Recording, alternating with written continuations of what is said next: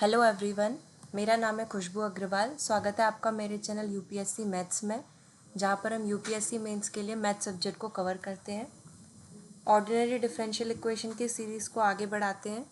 Part 17 में हमने linear differential equation of the second order with variable coefficient के 3 methods को समझ लिया था। ठीक है, कौन सी थी? Linear differential equation of the second order with variable coefficient, जो कि इस फॉर्म में होती है d2y upon dx square plus p dy upon dx plus qy is equal to r, जहाँ पर p q और r ये तीनों किसके फंक्शन थे? x के। तो इस टाइप की इक्वेशन को सॉल्व करने के 4 मेथड्स देखे थे हमने। पहला मेथड कौन सा था? Change of the dependent variable when a part of the complementary function is known, ये हमने कर लिया था। सेकंड थर्ड मेथड हमने पार्ट 17 में कवर किए थे। सेकंड मेथड कौन सा था? डिपेंडेंट वेरिएबल को फर्स्ट डेरिवेटिव को हटा देते हैं जिसमें। थर्ड मेथड था change of the independent variable. ठीक है, अब लास्ट मेथड है हमारा इस टाइप की क्वेश्चन को सॉल्व करने का, जिसका नाम है मेथड ऑफ वेरिएशन ऑफ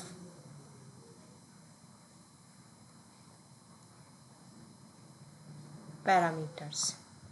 ठीक है, फोर्थ मेथड है ये हमारा। देखते हैं इसको, इसमें क्या है। इसके लिए सबसे पहले जो हमारी इक्वेशन है गिवन, वो इक्वेशन किस फॉर्म में गिवन है? वही लीनियर डिफरेंशियल इक्वेशन की फॉर्म में। क्या है equation given? d2y upon dx square plus p dy upon dx plus qy is equal to r, where p q and r are the function of x। इसको equation number 1 लिख देते हैं। अगर मैं इसकी होमोजीनियस इक्वेशन फॉर्म करूं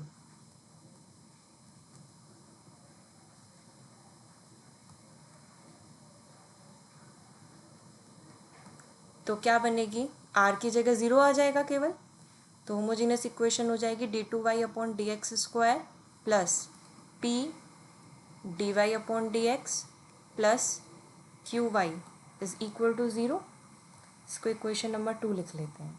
ठीक है, अब ये जो होमोजीनियस इक्वेशन है, जब आप इसको सॉल्व करोगे तो इसका कोई ना कोई सॉल्यूशन आएगा। और ये हम पढ़ चुके हैं कि ये जो होमोजीनियस इक्वेशन का सॉल्यूशन होता है वो हमारी रियल इक्वेशन जो ऊपर वाली है इक्वेशन नंबर 1, उसका क्या होगा? कॉम्प्लीमेंट्री फंक्शन होगा। ठीक है, तो मैं इसको लिख देती हूँ। मान लेते हैं let y is equal to c1, इसको y c कर देते हैं, कॉम्प्लीमेंट्री फंक्शन है इसलिए c1 u of x plus c2 v of x be the general solution of 2। आप सेकेंड इक्वेशन को सॉल्व करोगे तो आपका इस फॉर्म में कुछ ना कुछ सॉल्यूशन मिलेगा जो कि जनरल सॉल्यूशन होगा 2 का। और ये जो आपका जनरल सॉल्यूशन है 2 का, ये इक्वेशन नंबर 1 का क्या कहलाएगा? कॉम्प्लीमेंट्री फंक्शन कहलाएगा। तो and hence it is complementary function of equation 1। Clear है यहाँ तक? ठीक है, अब उसके बाद देखो, जब हम किसी भी होमोजीनस इक्वेशन को सॉल्व करते हैं तो हम कैसे करते हैं? हमारे पास y की 2 वैल्यूज़ मिलती हैं, ऑक्सिलरी इक्वेशन बनाते हैं ना। ऑक्सिलरी इक्वेशन m में कन्वर्ट करते हैं, फिर m की 2 वैल्यूज़ आती हैं जो भी आ रही हैं, फिर उसको इस फॉर्म में लिख देते हैं। इट मीन्स ये है कि जो y है उसकी 2 वैल्यूज़ हो सकती हैं, एक तो ये u ऑफ x और एक हो सकती है v ऑफ x। ठीक है, समझ में आया? जैसे देखो, मैं आपको एक एग्जांपल से समझाती हूँ। जैसे मान लो अगर आपकी इक्वेशन है डी स्क्वायर प्लस के बजाय माइनस कर देती हूँ मैं यहाँ पे अभी हाल फिलहाल, D square minus 4y is equal to 0। आपको इसको सॉल्व करना है तो आप कैसे करते हो? इसकी ऑक्सिलरी इक्वेशन फाइंड करते हो। ऑक्सिलरी इक्वेशन आएगी m square minus 4 is equal to 0। तो m बराबर हमारा यहाँ पे क्या आ जाएगा? प्लस माइनस 2 आ जाएगा, यानी कि m की वैल्यू एक आ रही है 2 और एक आ रही है -2। ठीक है, तो ये हो गई u ऑफ x की वैल्यू और ये हो गई v ऑफ x की वैल्यू। फिर इसी को हम कॉम्प्लीमेंट्री फंक्शन की फॉर्म में लिख देते हैं क्या, C1 कुछ ना कुछ x का फंक्शन आएगा प्लस C2 कुछ ना कुछ दूसरा x का फंक्शन आएगा। ये u ऑफ x और v ऑफ x जो x के फंक्शन बनते हैं ये इस पर डिपेंड करते हैं कि अगर जैसे 2 और -2 आ रहा है तो e की पावर ax, अगर अल्फ़ा प्लस माइनस बीटा वाली इक्वेशन बन रही है तो क्या करते हैं, तो वो sine alpha x plus cos beta x वाली जो इक्वेशन बनती है वो हो जाएगी। ठीक है, तो इस तरीके से मैं ये बोल सकती हूँ कि ये जो मैंने कॉम्प्लीमेंट्री फंक्शन बनाया है y is equal to C1 u of x plus C2 v of x, इसमें u ऑफ x और v ऑफ x सोल्यूशन होंगे इक्वेशन 2 के। ठीक है, होमोजेनियस इक्वेशन के। तो अगर ये सॉल्यूशन है तो ये सेटिस्फाई भी करेंगे उस इक्वेशन को, तो इट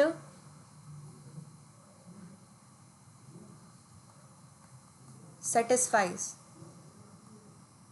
इक्वेशन 2। तो पहले u ऑफ x रखते हैं, हमारी इक्वेशन 2 क्या है, d2y upon D x square plus D Y upon D x plus Q Y is equal to 0। तो एक बार y की जगह u ऑफ x रखते हैं, फिर एक बार y की जगह v ऑफ x पुट कर देंगे।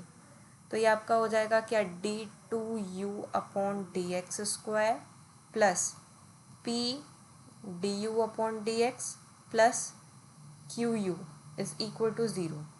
ये इक्वेशन 3 हो गई, u ऑफ x रख के, और v ऑफ x रखोगे तो हो जाएगा d2v upon D x square plus p dv upon D x plus Q V is equal to 0। ये हमारी फोर्थ इक्वेशन है। ठीक है, यहाँ तक में किसी को कोई दिक्कत।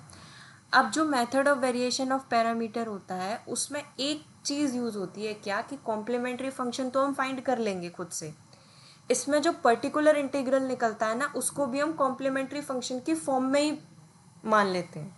जैसे let Y P is equal to A you of x plus B we of X, यानी कि हमने इक्वेशन 1 का पर्टिकुलर इंटीग्रल ये मान लिया और इसमें मैंने कुछ नहीं करा, केवल जो हमारा कॉम्प्लीमेंट्री फंक्शन था उसमें पैरामीटर्स को चेंज कर दिया है। केवल वहाँ पर था आपका C1 ux plus C2 vx, यहाँ पर C1 की जगह कांस्टेंट अलग ले लिया a और C2 की जगह कांस्टेंट अलग ले लिया b। ठीक है, यानी कि जो पर्टिकुलर इंटीग्रल हमने माना है वो कॉम्प्लीमेंट्री फंक्शन की फॉर्म में ही माना है। ठीक है, इसीलिए इस मेथड को वेरिएशन ऑफ पैरामीटर्स बोलते हैं, क्योंकि इसमें केवल जो पर्टिकुलर इंटीग्रल है वो कॉम्प्लीमेंट्री फंक्शन से ही फाइंड किया जाता है, केवल उसके पैरामीटर्स को चेंज कर दिया जाता है, मतलब कॉन्स्टेंट्स को चेंज कर दिया जाता है, C1 की जगह a, C2 की जगह b, और जो कॉम्प्लीमेंट्री फंक्शन होगा वो हमारा गिवन इक्वेशन से इजीली निकल आएगा। ठीक है, क्लियर हुआ? और अभी जब क्वेश्चन करेंगे तो और अच्छे से क्लियर हो जाएगा। तो ये मैं मान लेती हूँ कि ये हमारा क्या है, पर्टिकुलर इंटीग्रल बना है, इसको मैं स्टार इक्वेशन डाल देती हूँ, 5 भी डाल सकते हो कोई दिक्कत नहीं है, मैं स्टार इक्वेशन यूज़ कर रही हूँ। Be particular integral of 1 which is obtained from complementary function of 1 by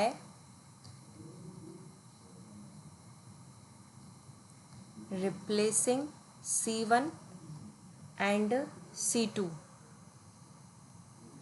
by A and B respectively, which are functions of x।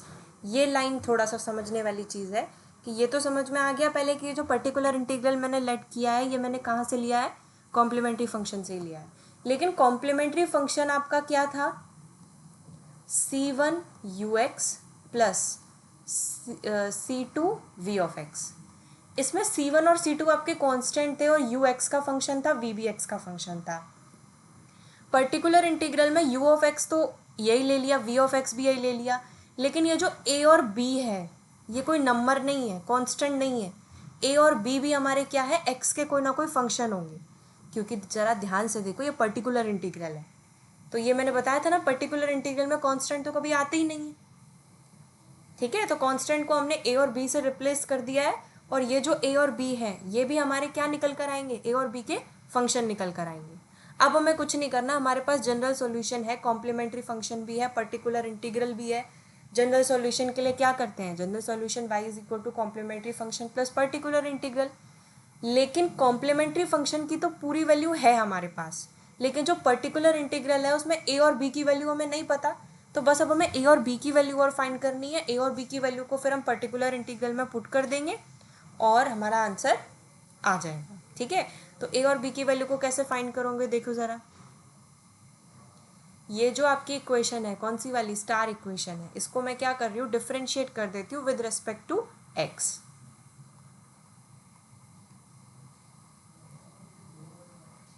Differentiate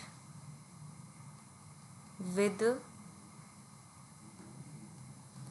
respect to X, तो ये क्या हो जाएगा, D Y P upon D x is equal to A D you upon D x plus U D A upon D x plus we D B upon D x plus B D we upon D x. ये A और B को छोड़ मत देना, बार बार बोल रही हूँ, ए और बी भी एक्स के फंक्शन है, तो एक्स के रेस्पेक्ट में आप अगर डिफ्रेंशिएट करोगे तो ए का भी डिफ्रेंशिएशन होगा और बी का भी डिफ्रेंशिएशन होगा। अब इसमें एक स्टेप याद करना है, क्या, कि we will choose A and B such that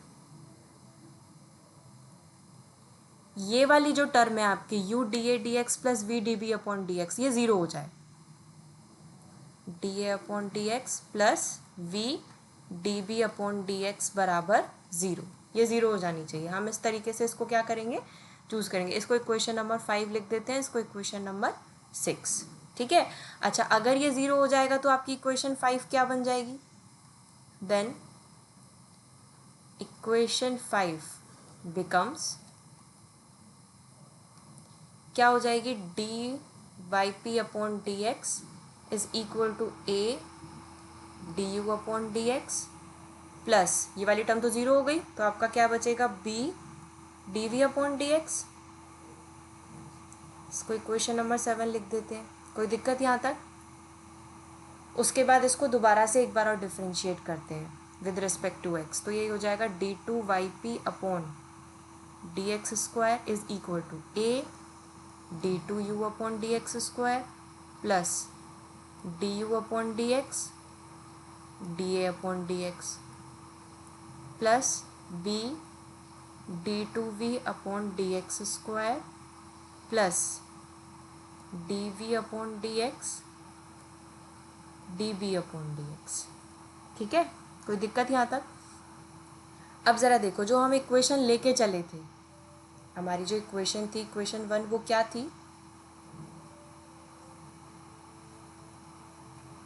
equation 1 थी D two Y upon D x square plus P D Y upon D x plus Q Y is equal to R, ये थी।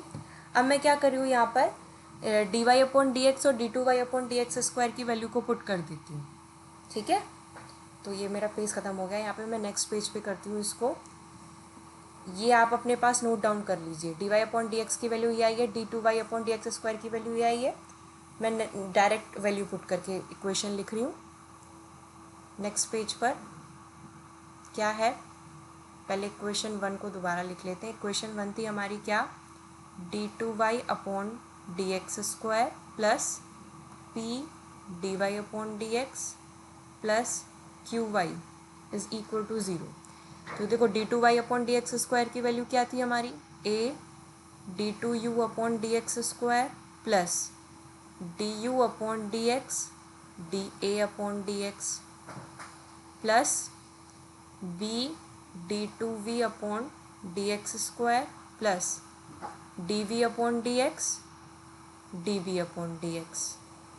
ये हमारी D two Y upon D x square की value थी, plus P D Y upon D x की value क्या थी, A D you upon D x plus B D we upon D x plus Q y बराबर क्या था, y बराबर हमारा A U plus B V था, इज इक्वल टू आर।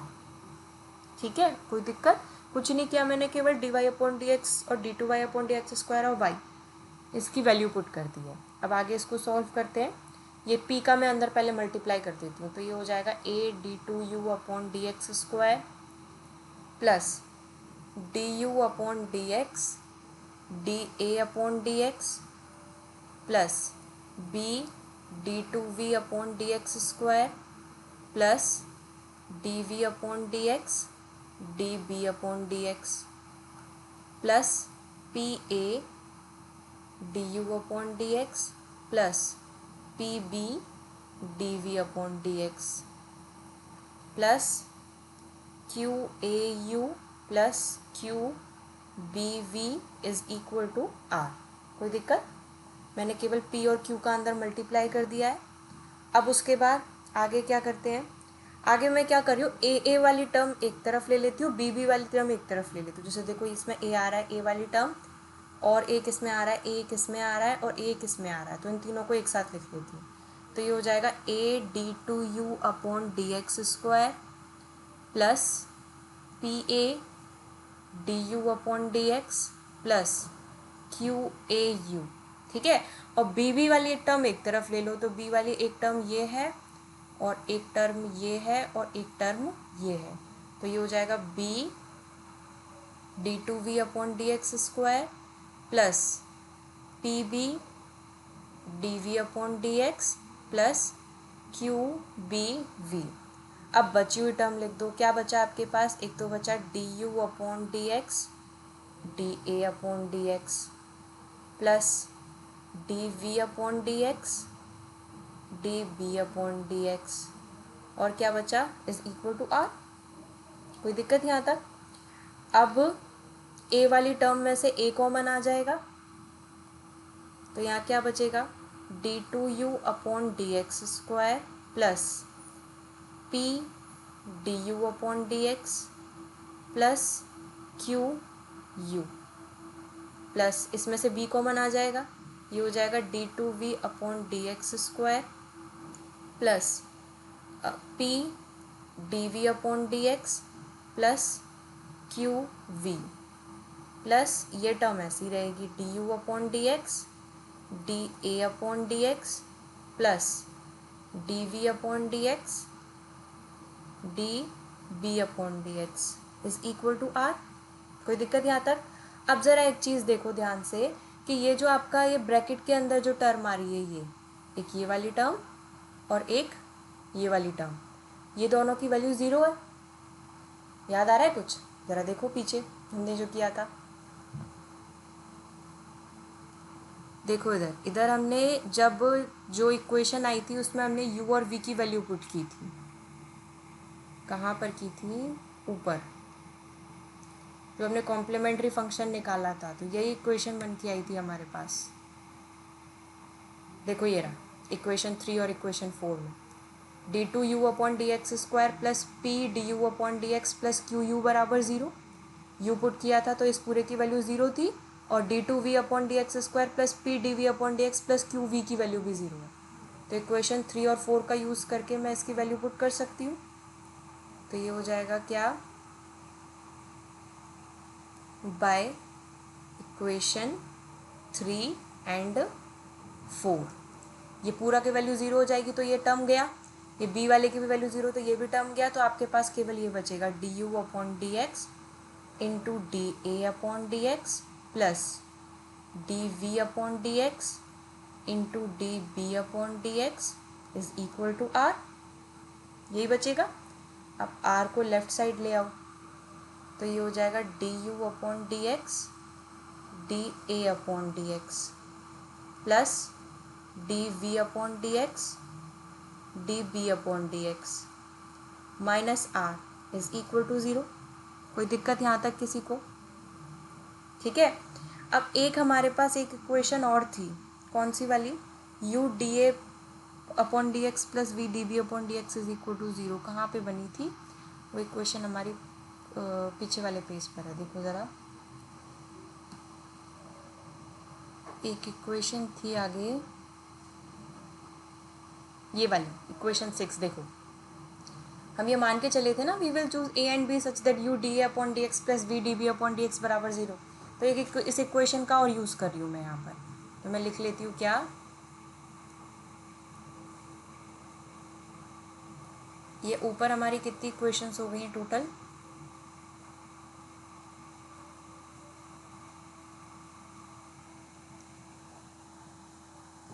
यहाँ पर मैंने लिखा नहीं है, लास्ट इक्वेशन हमारी कौन से नंबर की हुई थी उसको और चेक करो ज़रा, फिर इसको इक्वेशन का नाम दे देंगे हम यहाँ पर लास्ट में,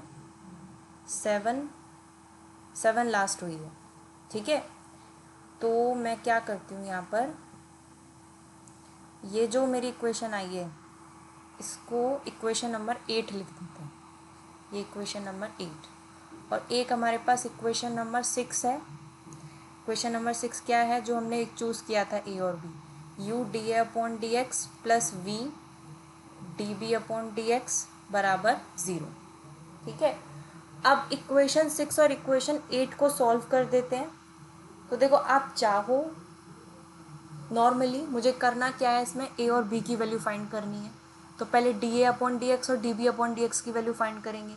तो अगर आप चाहो तो एक इक्वेशन से D A upon D x की वैल्यू फाइंड करके दूसरी इक्वेशन में पुट कर दो तो भी आपका आंसर आ जाएगा, या फिर मैं इसमें दोनों इक्वेशंस को सॉल्व करने के लिए मैट्रिक्स मेथड यूज़ कर रही हूँ, ठीक है।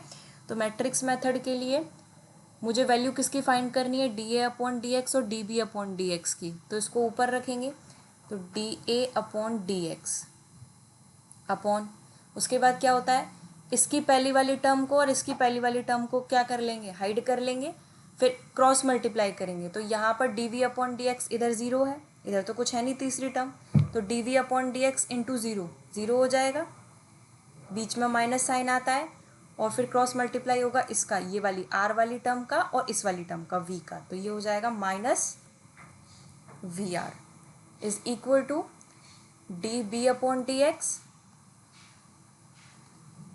अब इसमें करेंगे तो इसमें क्या हो जाएगा, नॉर्मली आप मल्टीप्लाई करोगे तो माइनस आर इंटू यू, ये क्या हो गया माइनस का यू आर, माइनस इधर 0 है तो इधर 0 आ गया, इज इक्वल टू 1 अपॉन, अब इसका करोगे तो ये क्या आएगा, v d you upon D x minus u d we upon D x, ठीक है।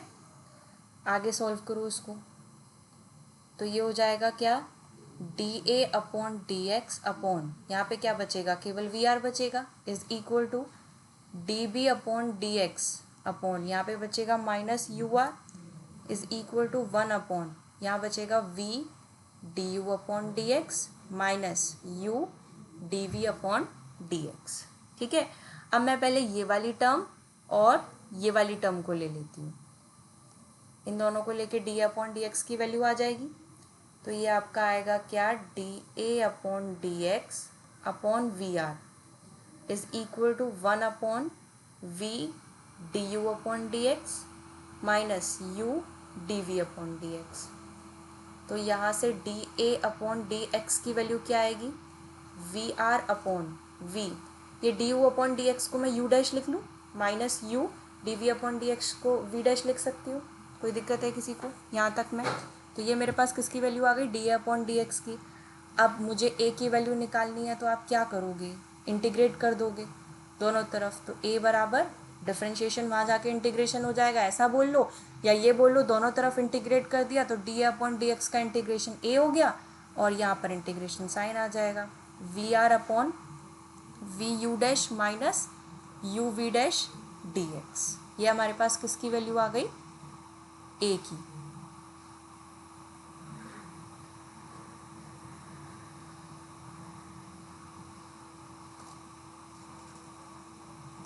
नेक्स्ट अब इसी तरह से बी की वैल्यू निकालनी है, तो बी की वैल्यू के लिए अब मैं क्या करती हूँ, ये सेकंड वाला और थर्ड वाला टर्म लेके चलती हूँ, तो ये आपका हो जाएगा क्या,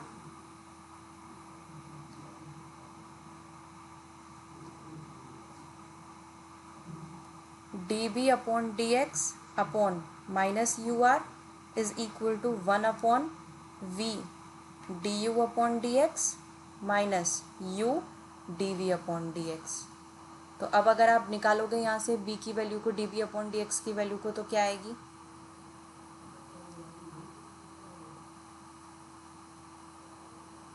ये हो जाएगा क्या, d B upon D x is equal to minus u r upon v d you upon D x को मैं यू डैश लिख लेती हूँ माइनस यू वी डैश। ठीक है, फिर वही दोनों तरफ इंटीग्रेट कर दो तो b की वैल्यू आ जाएगी minus integration u r upon v u dash minus u v dash d x. ये हमारे पास किसकी वैल्यू आ गई, b की। बस यही चाहिए था हमें, a और b की वैल्यू आ गई है। a और b की वैल्यू को अब आप पर्टिकुलर इंटीग्रल जो हमने लेट किया था उसमें वैल्यू पुट करोगे और जनरल सॉल्यूशन फिर आपका आ ही जाएगा, क्योंकि हमारे पास पर्टिकुलर इंटीग्रल भी आ गया और कॉम्प्लीमेंट्री फैक्टर भी आ गया।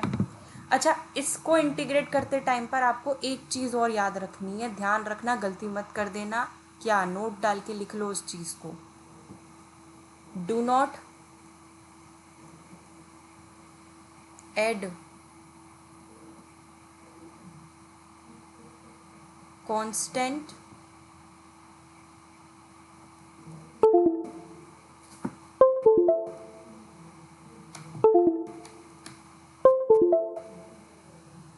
do not add constant after integration। इसमें गलती मत कर देना, ध्यान रखना, क्योंकि देखो मैं आपको शुरू से स्टार्टिंग से समझाती आ रही हूँ कि जो a और b है वो हमने कांस्टेंट की जगह रिप्लेस की है, लेकिन a और b पर्टिकुलर इंटीग्रल में आ रहे हैं तो वो केवल x के फंक्शन होंगे, उसमें कांस्टेंट नहीं आ सकता।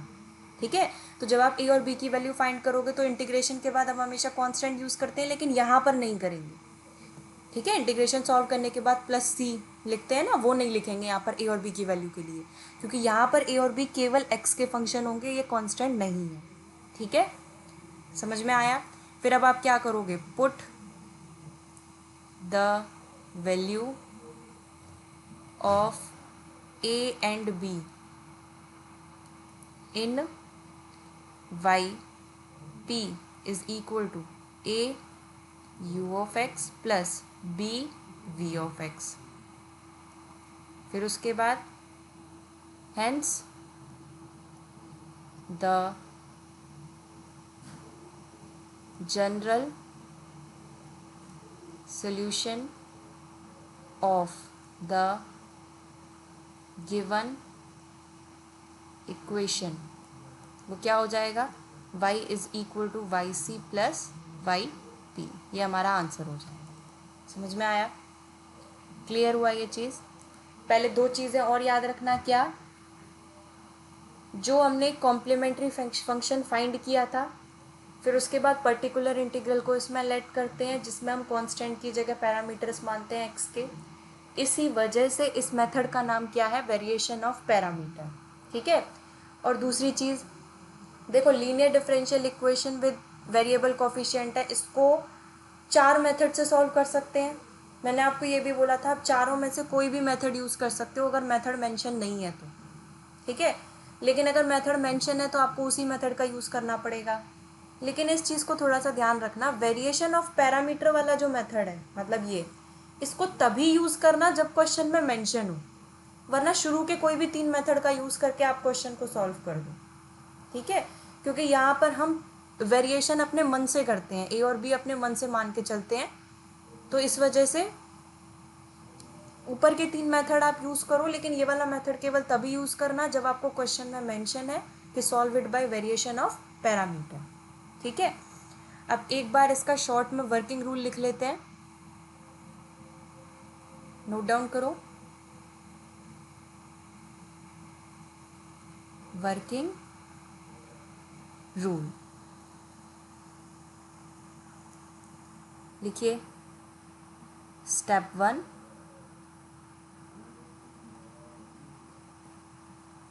Right the given equation in the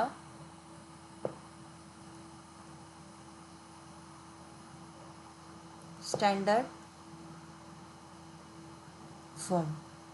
तो वो स्टैंडर्ड फॉर्म हमारी क्या होगी, y double dash plus p y dash plus Q Y is equal to are.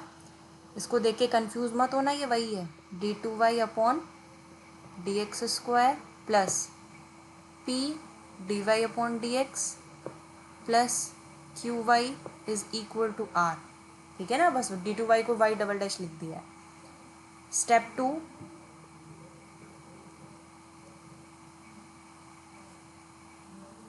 Find the solution of d2y upon dx square plus p dy upon dx plus Q Y is equal to 0, मतलब homogeneous equation जो होगी। Let it be, जो भी आएगा आपका कुछ ना कुछ इसी फॉर्म में आएगा, c1ux प्लस c2vx। फिर उसके बाद स्टेप 3,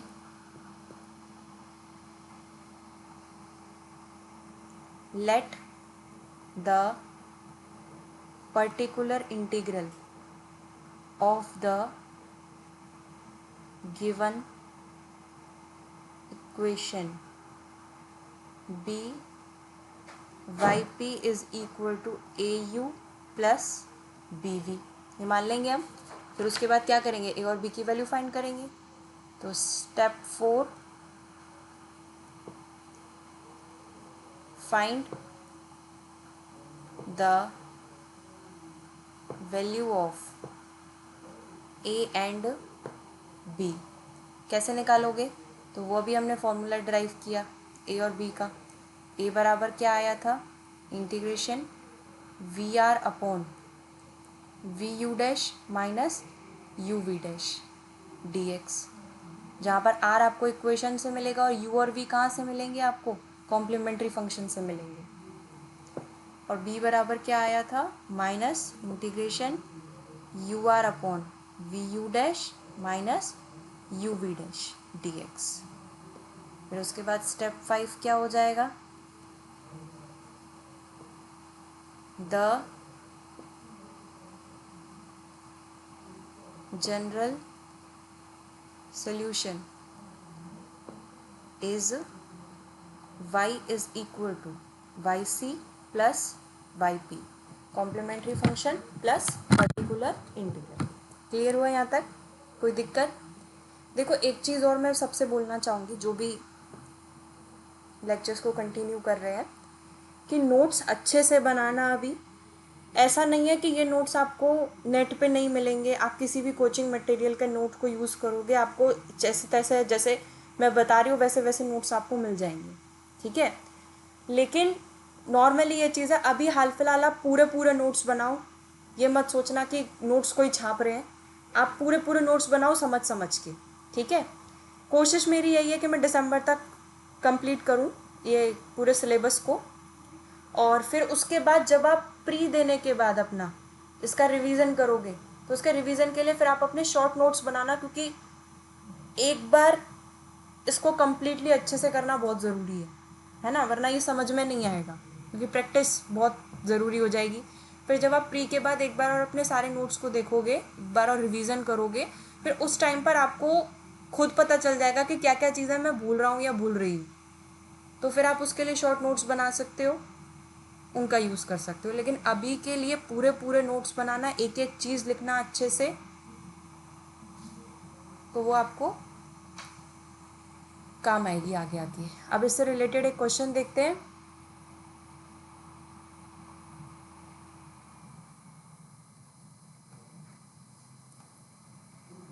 क्वेश्चन है, सॉल्व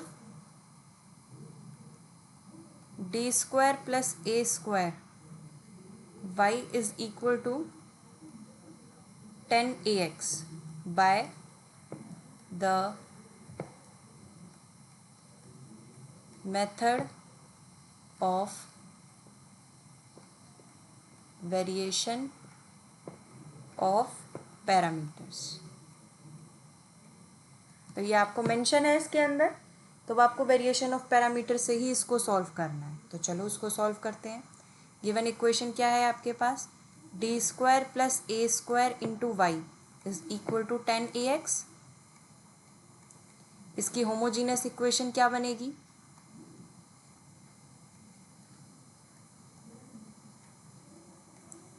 डी स्क्वायर प्लस ए स्क्वायर इंटू वाई बराबर 0। अब इसका कॉम्प्लीमेंट्री फंक्शन फाइंड करते हैं, मतलब इस इक्वेशन को सॉल्व करते हैं। तो इसकी ऑक्सिलरी इक्वेशन क्या बनकर आएगी, एम स्क्वायर प्लस ए स्क्वायर बराबर 0। तो एम बराबर क्या आएगा, plus minus A iota. It means M बराबर, इसको इस फॉर्म में लिख सकते हैं 0 plus A iota into 0 minus A iota. तो आपका कॉम्प्लीमेंट्री फंक्शन निकल कर आएगा Y C is equal to E की पावर अल्फ़ा एक्स होता है तो वो 0 हो जाएगा, C1 कॉज ए एक्स प्लस C2 साइन ए एक्स। ठीक है, या फिर इसको लिख सकते हैं Y C is equal to E की पावर 0 1 हो जाएगा, C1 कॉज ए एक्स प्लस C2 साइन ए एक्स। ठीक है, अब ये कॉम्प्लीमेंट्री फंक्शन आ गया। तो अब आप यहाँ पर देखोगे तो आपका u बराबर क्या आया है, कॉज ए एक्स, और v बराबर क्या आया है, साइन ए एक्स। अब पर्टिकुलर इंटीग्रल लेट करेंगे, लेट पर्टिकुलर इंटीग्रल क्या हो जाएगा, a cos A x plus b sine A x. ठीक है, केवल C1 C2 की जगह और b लिख देंगे।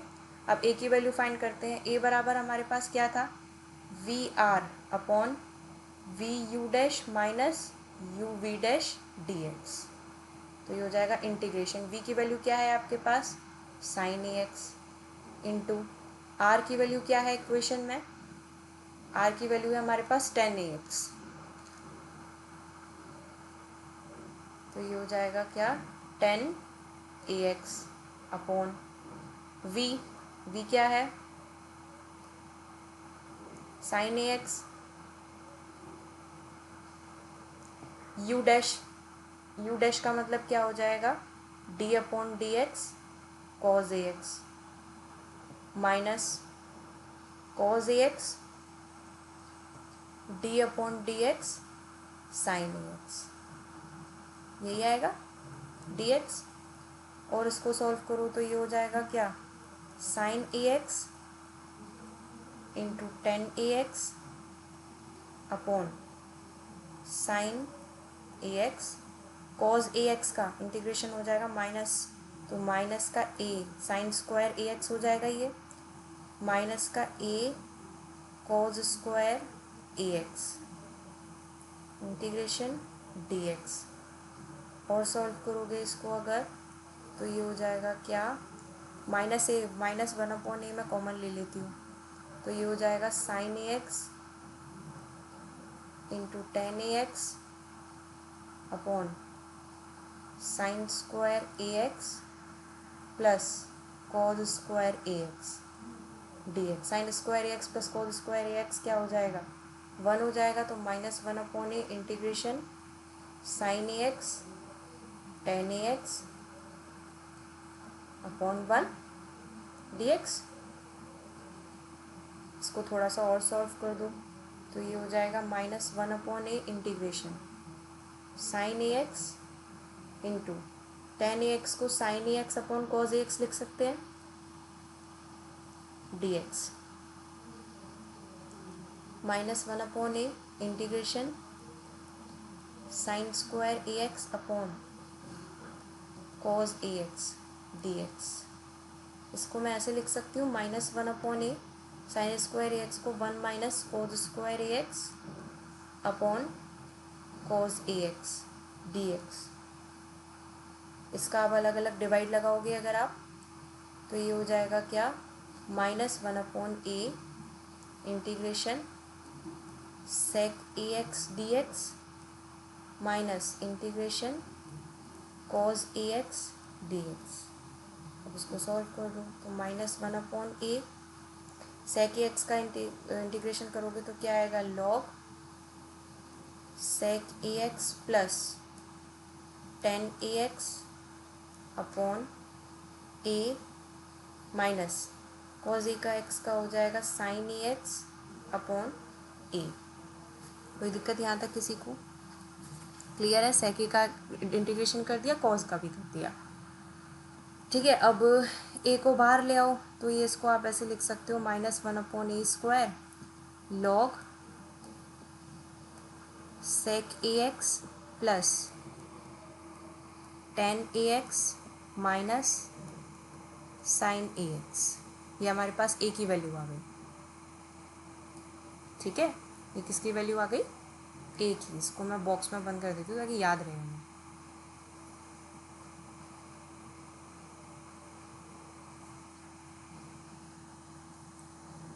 नेक्स्ट अब उसके बाद b की वैल्यू फाइंड करते हैं। b बराबर क्या था?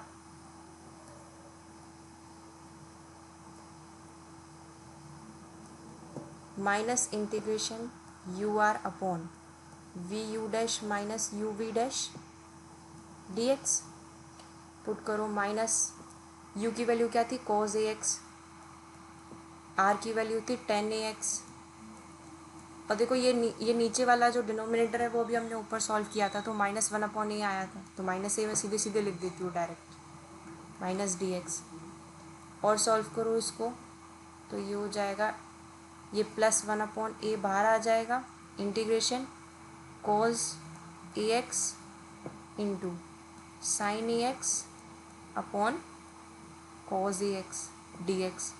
cos ax से cos ax कैंसिल हो जाएगा, तो ये हो जाएगा क्या? b is equal to 1/a integration sin ax dx। इसको इंटीग्रेट करोगे तो b बराबर आएगा -1/a² cos ax। ये हमारे पास किसकी वैल्यू आ गई है? b की। a की भी वैल्यू आ गई, b की भी वैल्यू आ गई। तो अब आप क्या फाइंड कर सकते हो? yp पर्टिकुलर इंटीग्रल क्या था? a cos ax plus b sin ax। Value put कर दो a और b की, तो yp बराबर, a की वैल्यू आई थी हमारी -1/a² log sec ax plus tan ax minus sin ax। cos ax multiply में आ गया, उसके बाद प्लस तो माइनस हो जाएगा, b की वैल्यू माइनस में, -1/a² cos ax sin ax। ये हमारे पास किसकी वैल्यू आ गई? yp की वैल्यू आ गई। अब तो फिर बस इसको सॉल्व करना रह गया, इसको सॉल्व कर दो। चाहो तो अभी हम इसे थोड़ा सा और सॉल्व कर सकते हैं, कर दो। -1/a² कॉमन आ जाएगा इसमें से, तो यहाँ क्या बचेगा? log sec ax plus tan x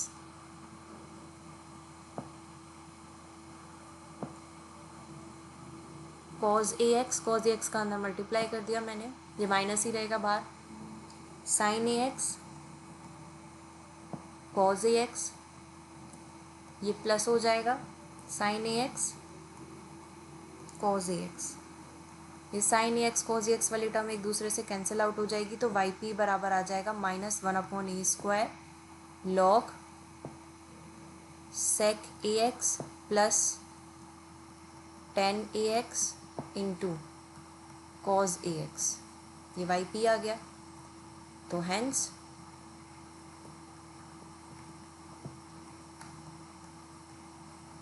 general solution is y बराबर yc प्लस yp। तो y बराबर कॉम्प्लीमेंट्री फंक्शन हमारा क्या निकल कर आया था? c1 cos ax plus c2 sin ax plus yp, ये ऊपर है, ये प्लस की जगह माइनस आएगा क्योंकि माइनस वैल्यू आ रही है, -1/a² log sec ax plus tan ax cos ax। ठीक है, ये हमारा आंसर हो गया। कोई दिक्कत किसी को? चलो अब इसी मेथड से रिलेटेड एक होमवर्क क्वेश्चन देती हूँ जो आपको खुद करना है।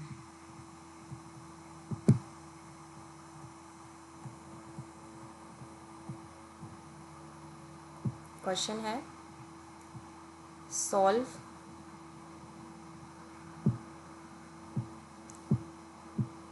x-1 into d² minus xd plus 1 into Y is equal to x-1 का whole square by the method of variation of parameters.